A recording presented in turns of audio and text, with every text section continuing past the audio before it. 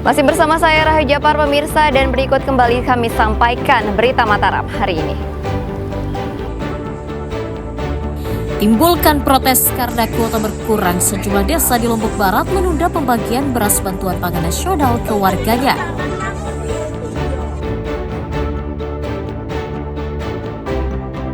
Kembali berbisnis narkotika, seorang pria di Mataram diringkus polisi saat bertransaksi di pinggir jalan.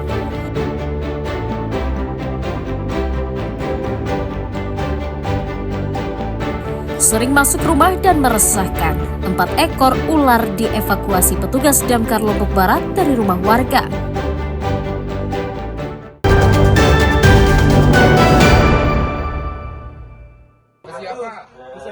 Seorang pria berinisial HA 45 tahun diringkus Satuan Reserse Narkoba Polresta Mataram karena diduga kembali berbisnis narkotika usai keluar dari penjara.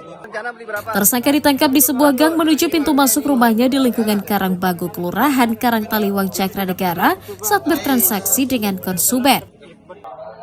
Polisi menyita sabu-sabu seberat 2,11 gram, alat isap, dan uang tunai Rp700.000 sebagai barang bukti. Penangkapan tersangka atas laporan warga yang resah dengan ulahnya yang diduga kembali menjual narkotika di lingkungan tempat tinggalnya. Polisi juga menyatakan pelaku merupakan pengguna, dibuktikan dengan hasil tes urinnya yang positif. Yang bersangkutan ini adalah seorang residivis tahun 2020, divonis 4 tahun 6 bulan dan baru beberapa bulan ini keluar dari lapas. Kemudian dari hasil penggerebekan dan penggeledahan yang kami lakukan, kami menemukan 6 poket sabu-sabu siap edar yang dibawa oleh saudara HA yang dimasukkan dalam celana dalamnya. Nah, karena yang kemarin dan sekarang. Kemarin hari Jumat kan kita malam kan? Di mana itu? Berarti itu lagi ngapain? Nganggur. Di mana pernah? Iya. Apa doang? Atau sabu. Atas ulahnya, tersangka dijerat Undang-Undang Narkotika dengan ancaman hukuman pidana minimal 5 tahun penjara. Awaludin dari Kota Mataram melaporkan.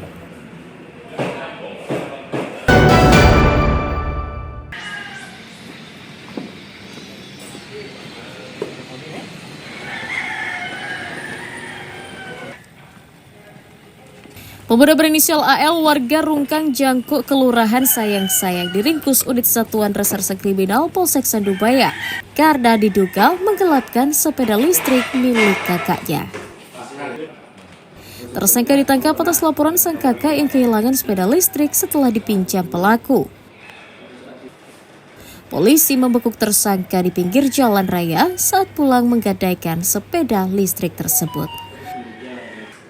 Kepada polisi, tersangka mengaku menggadaikan sepeda seharga 1,3 juta rupiah dan hasilnya digunakan untuk modal berjudi online dan membeli narkoba. Dengan alasan untuk main ke Taman Selagalas. Setelah ditunggu-tunggu, ternyata sepeda listriknya tidak dikembalikan oleh adiknya. Kemudian si saudara Wildan selaku korban mencari adiknya dan mendapat informasi bahwa sepeda listriknya digadaikan tanpa seizin daripada korban selaku pemilik. Awalnya kita mau jalan-jalan, kita lihat itulah apa macam serot itu sama kawan, dikasih lihat videonya, coba kita gadai aja sepedanya siapa tahu menang katanya gitu. Jadi hasil gadai sepeda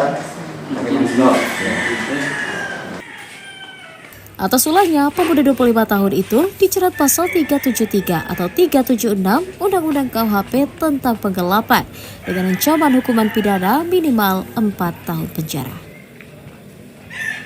Awaludin dari Kota Mataram melaporkan.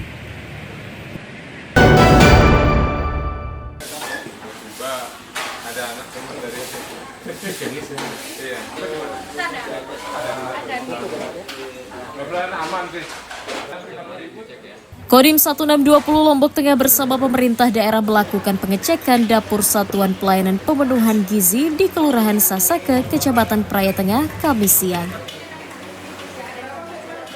Pengecekan dapur makan bergizi gratis ini untuk memastikan aktivitas pengolahan makanan sesuai standar gizi dan kesehatan sebelum didistribusikan kepada para siswa. Selain mengecek proses penyiapan makanan, TNI juga mengawal pendistribusian makanan bergizi gratis ke seluruh sekolah.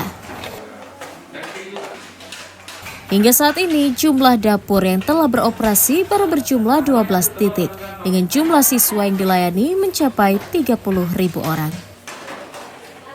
Dan kita sudah sampai mengecek mulai dari dapur, kemudian tempat pengepakan makanan, kemudian tempat penyimpanan makanan.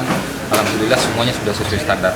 Ini harapan kami seluruh SPPG yang ada di Kabupaten Lombok Tengah ini mungkin bisa dijadikan SPPG yang ada di Sasake ini sebagai contoh, ya, sehingga nantinya ke depan sudah tidak terjadi lagi hal-hal yang dapat merugikan distribusian makanan kepada anak-anak. Kami bekerja sama dengan BUMDes, Koperasi, dan juga supplier lokal, di mana nanti bahan baku itu juga meningkatkan ya, dan juga mendukung supplier dan bahan baku yang memang dari wilayah lokal. Ini untuk saat ini kami sudah sampai di penerima manfaat sebanyak 3.840. Sementara untuk mendukung hal itu, Dinas Kesehatan menerjunkan tim untuk memeriksa sampel makanan sebelum didistribusikan. Dan berkala akan kita lakukan pemeriksaan sampel makanan. Jadi untuk mengantisipasi hal-hal yang tidak kita inginkan di kemudian hari. Sampel makanan ini dan berdasarkan hasil evaluasi tadi memang kita sudah sempat tanyakan ada bank sampel makanan ada. Dan sudah saya cek bank sampel makanannya ada. Jadi nanti bank sampel itu kalau terjadi hal-hal yang tidak kita inginkan itu yang akan kita periksa. Pengecekan dapur MBG rencananya akan terus dilakukan secara bergilir di belasan lokasi yang telah ditunjuk untuk menjaga kualitas makanan tetap sehat dan bergizi dan memenuhi standar. Lukmanul Hakim melaporkan dari Kabupaten Lombok Tengah.